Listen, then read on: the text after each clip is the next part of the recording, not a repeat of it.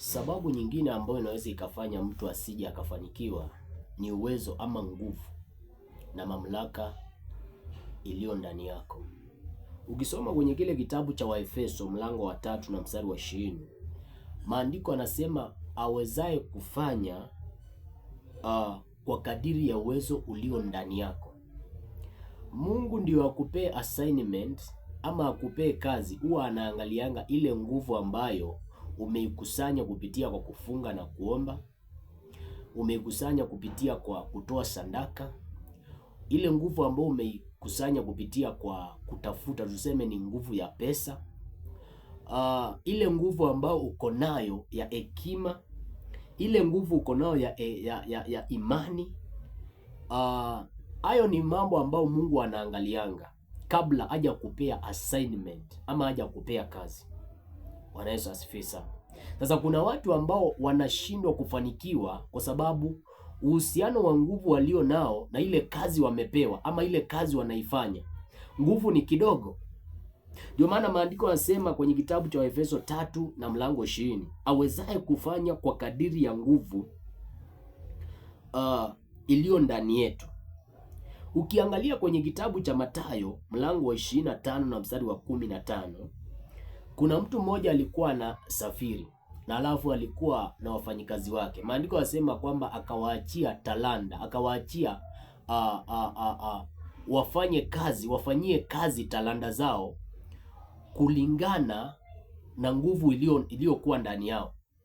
Aliwapea kiufupi talanta, maana kuna yule ambaye alipewa 2, kuna mwingine alipewa 5, kuna mwingine alipewa 1, lakini wote walipewa kulingana na nguvu waliokuwa nayo.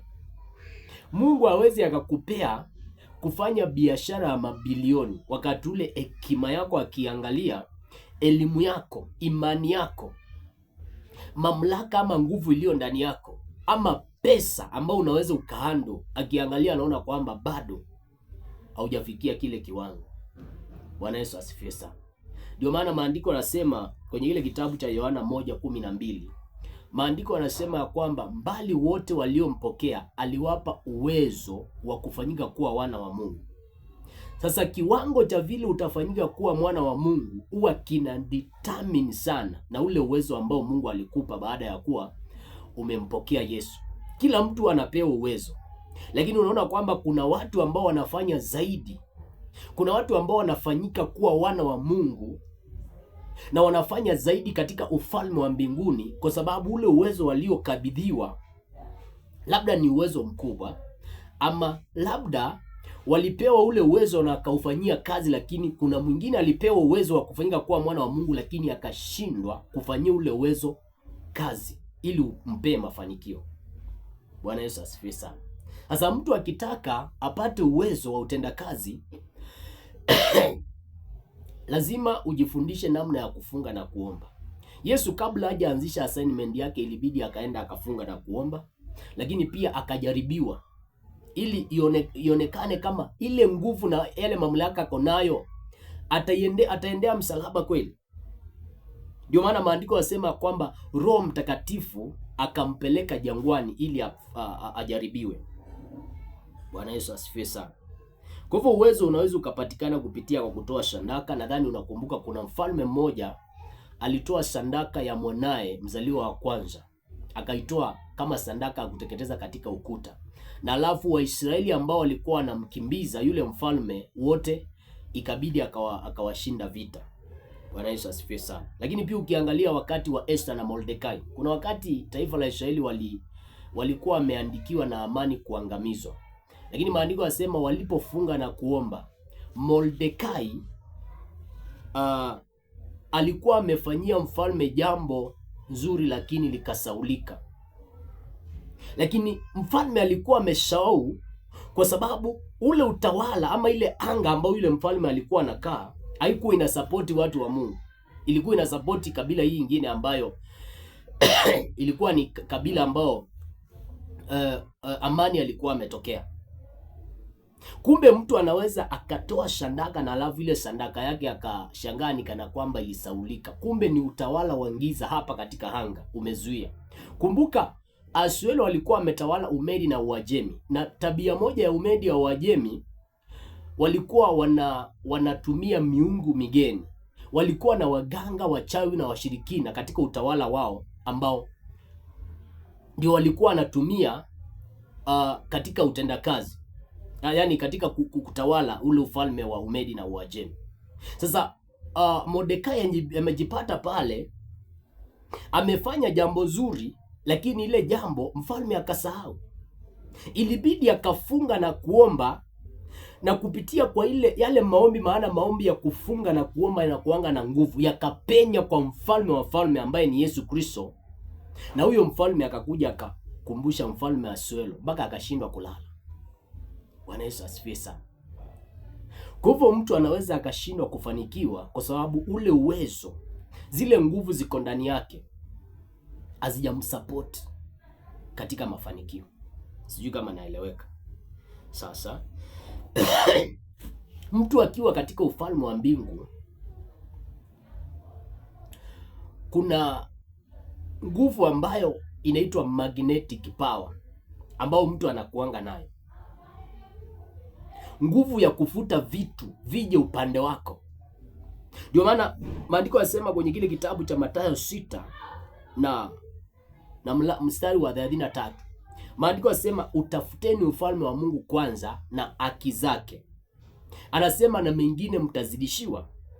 Daudi anasema kwenye kitabu cha Zaburi 23 mstari wa 6 ya kwamba hakika wema na fadhili zitanifuata, nami nitakaa nyumbani mwa baba yangu siku zote za maisha yangu. Wema na fadhili umemfuata Daudi kwa sababu jambo la kwanza, amekaa katika ufalme wa Mungu, amekaa katika nyumba ya Bwana. Ndio maana utaona kwamba kuna mtu mmoja alikuwa anaitwa Nuhu. Sijui ni anaitwa Nuhu ama ni huyu bwana ambaye alitengeneza safina.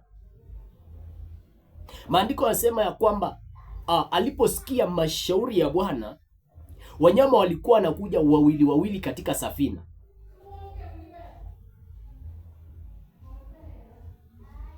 Wanyama walikuwa wanajileta wao wenyewe, kwa sababu ukiwa katika ufalme wa mbinguni unakuanga na magnetic power ya kufuta utajiri, ya kufuta nguvu, ya kufuta vitu vije upande wako. Nuhu angeweza kuleta simba katika safina, lakini kwa sababu alikuwa ndani ya ufalme wa Mungu, kwa sababu alikuwa katika ufalme wa Mungu, vitu vikaanza kuja. Na ndio maana sasa lazima uelewe, wakati ule Daudi alikuwa anasema hakika wema na fadhili zitanifuata, nami nitakaa nyumbani mwa baba. Kumbe ukiwa katika ufalme wa mbinguni, kuna nguvu ambayo inaitwa magnetic power, ambayo inafutia vitu vije kwako. Ile neno ya ende ukatafute pesa sio neno ya kibiblia.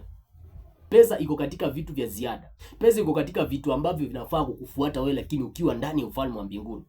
Pesa ni kati ya vitu ambavyo vinafutangwa na magnetic power, ile ambayo iko ndani ya ufalme wa mbinguni.